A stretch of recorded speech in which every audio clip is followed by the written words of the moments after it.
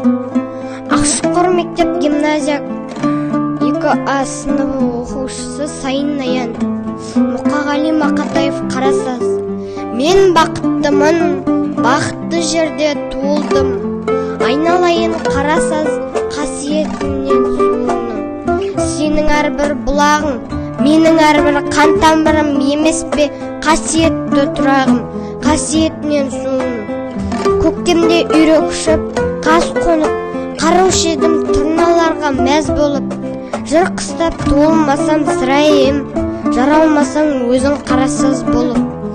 Сонау жатқан жасыл тауды көлденем, алғаш рет еш білгенде көлденем. Асқар таудың ар жағында ел бар деп, әжем айтса әй сәбилік көлденем. Қарасазым айтылмаған сезім мен іздеген бақыттың сірайым өзімен. Сенің ғажап табиғатында кімге айтам, кім құмарта өзі көрсін көзімен.